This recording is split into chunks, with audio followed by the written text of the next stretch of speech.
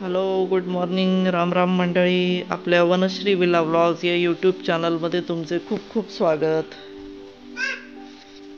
तर तुम्ही पाहू शकता आज आमच्याकडे सकाळी सकाळी मस्त जोरदार पाऊस सुरू झालेला आहे आणि झाडांची एकदम मस्त नखशिखांत अंघोळ झालेली आहे आणि एक नवीन चैतन्य आल्यासारखं वाटतं आहे बागेत. त्याच्यामुळे मला काही बागेचा व्हिडिओ घेण्याचा मोह आवरला नाही. आपल्याला कसं इतक्या लवकर पावसाची सवय नाही आहे. अगदी जुलै उलटून जातो तरी कधी कधी मान्सूनची प्रतीक्षा करत असतो आपण. पण यावेळेस अवकाळी पाऊस करत करत कधी मान्सूनमध्ये तो रूपांतरित होऊन गेला कळलंच नाही. आणि मग लगेच आमच्या टेरेसवर अळूचे पानं असे मस्त तरारून आल्यामुळे आज आम्ही अळूच्या वड्या करण्याचा बेत केला. आमचे हे अळूचे पानं सेंद्रिय असून त्यांची घशाला कुठलीच चरचर किंवा खवखव होत नाही. तर आज आम्ही जी अळूच्या वड्यांची रेसिपी दाखवणार आहोत ही कमी तेलात कमी वेळात कमी मॅन्युअलमध्ये आणि अतिशय खमंग आणि चवदार अशी रेसिपी आहे. तर ते तुम्ही हा व्हिडिओ स्किप न करता बघा आणि तुम्हालाही नक्कीच आवडेल. अळूच्या पानांमध्ये भरपूर प्रमाणात आयर्न खनिजे तसेच फायबर असते. त्याच्यामुळे ते कोलेस्ट्रॉल तसंच शुगर नियंत्रित करत असतात. त्याच्यामुळे आहारात अळूच्या पानांचा समावेश केला पाहिजे. तर आम्ही अळूची वडी तयार करताना पानं जास्त भरतो आणि पीठ जे असतं ते कमी लावत असतो, म्हणजे जास्तीत जास्त पानं पोटात गेले पाहिजे.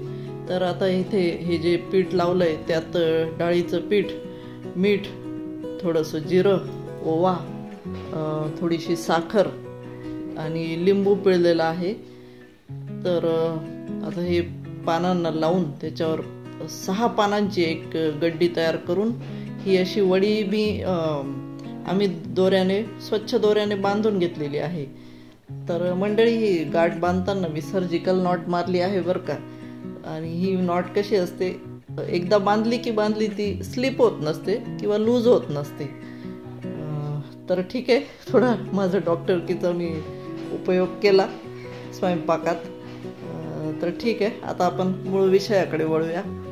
अशा पद्धतीने आम्ही या सगळ्या वड्या आता इथे बांधून घेत आहोत, जेणेकरून त्या जेव्हा आपण वाफवत किंवा शिजवत असतो तेव्हा त्या मोकळ्या होत नाहीत. कुठलाही पदार्थ करताना बऱ्याच गृहिणी त्यात अनेक इन्ग्रेडियंट्स टाकत असतात. हा मसाला, तो मसाला, हे वाटण, हिरवी मिरची, लसूण वगैरे वगैरे. पण आमचा साधारण कल पदार्थाचा ओरिजिनल चव आणि जायका जो असतो तो मेंटेन करण्यात असतो आणि साधारण कमी तेलात आणि कमी कष्टात म्हणता येईल असं बनवण्याकडे आमचा कल असतो. तर आता इथे तुम्ही बघू शकता आपल्या अळूच्या वड्या लोड झालेल्या आहेत. आता इथे आपण कढईत तेल गरम करायला ठेवलं आहे. त्यात हिंग, जिरं, मोहरी टाकून घेतली आणि त्यात तीळ पण टाकायची असते, पण ती ऐनवेळी आमची मिस झालेली आहे. तर तुम्ही तीळ पण टाका. हे घाण्याचे तेल असल्यामुळे याचा थोडा फेस तुम्हाला दिसत असेल बरं का. तर आता या तेलात अळूच्या वड्या आपण टाकून घेतलेल्या आहेत.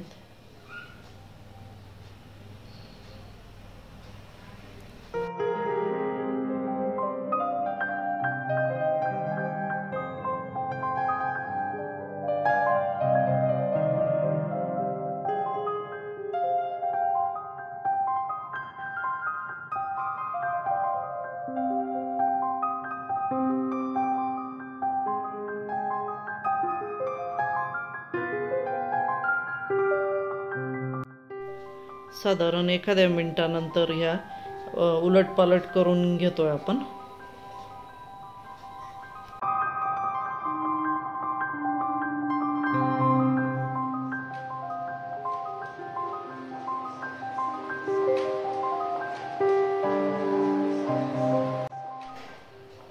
जरा खालून वरून तळून झाल्या की आता मी पाणी टाकतो. साधारण सगळ्या वड्या बुडतील इतकंच पाणी टाकायचं, खूप पण नसतं टाकायचं. मग हे पाण्यात थोड्या उकळत आल्या की त्यावर झाकण ठेवायचं असतं.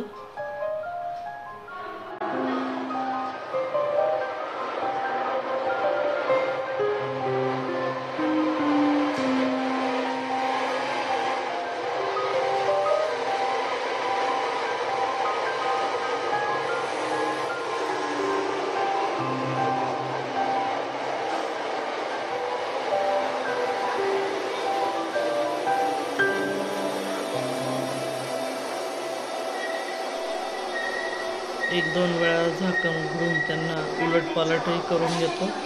आता बघू शकता तुम्ही इथे पाणी जवळजवळ आटत आलेलं आहे.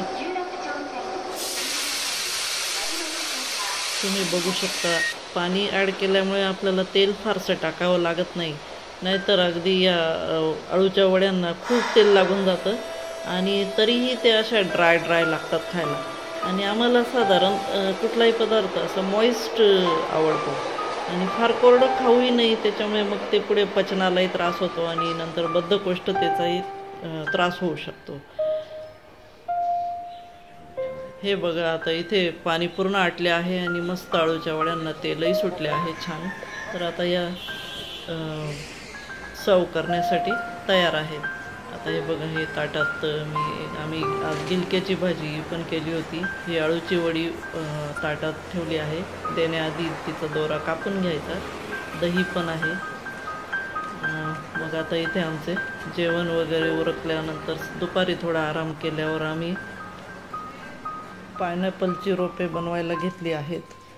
सध्या रोड साईड खूप पायनॅपल विकायला येत असतात आणि त्यांचे हे जे वरचे कोण आहेत ते तसंच ते फेकून जातात रस्त्याच्या कडेला.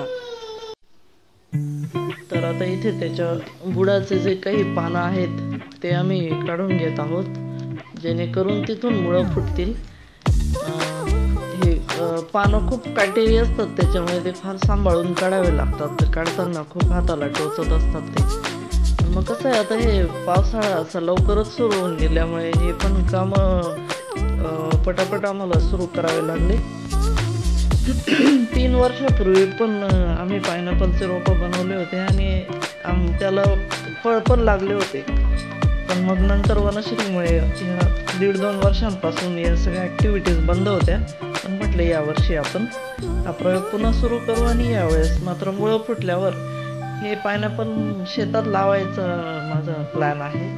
तर तुम्ही बघू शकता आता मी 5-7 कोन असे तयार करून घेतले आणि नंतर प्लास्टिकच्या किंवा काचेच्या ग्लासमध्ये हे असे पाणी टाकायचं आणि फक्त तो जो खालचा पांढरा भाग बुडेल इतकंच पाणी टाकायचं, कारण वरच्या पानांना जर पाणी लागलं तर ते सडतील.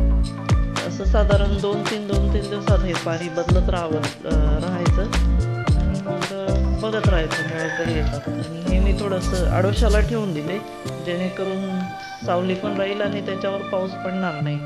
आणि आता बघा आम्ही ते संध्याकाळी कोणाकडे आलेलो आहोत, तर हे आहे माझ्या काकांचं घर.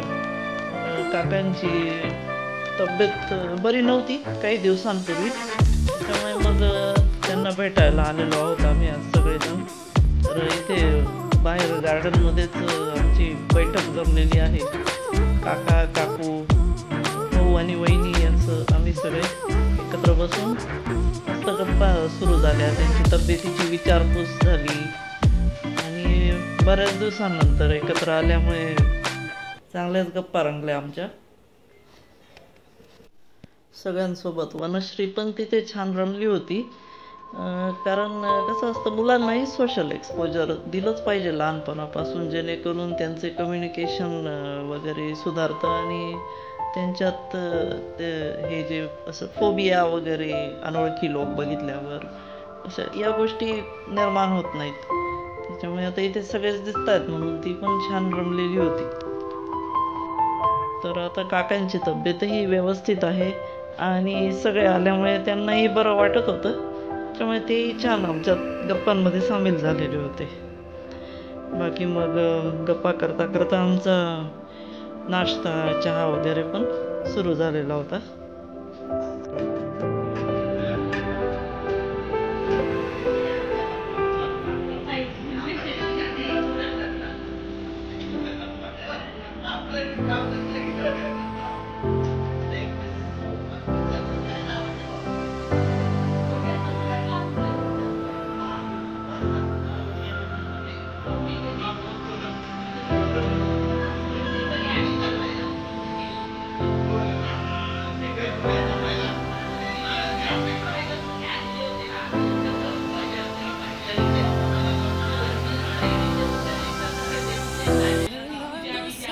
She gets up to watch the morning news.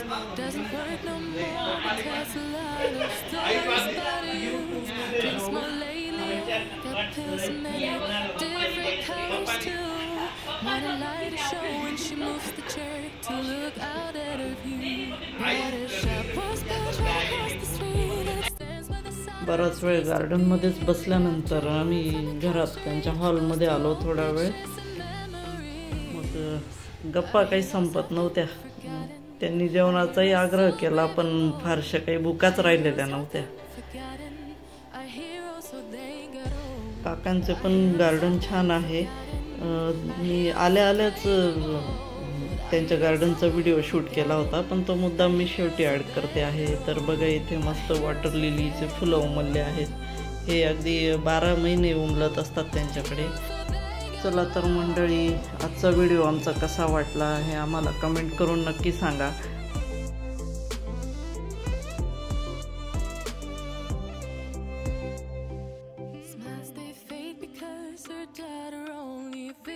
Once a month, since she got a family of her own, it's kept the two apart. Used to have so many visitors, but now the only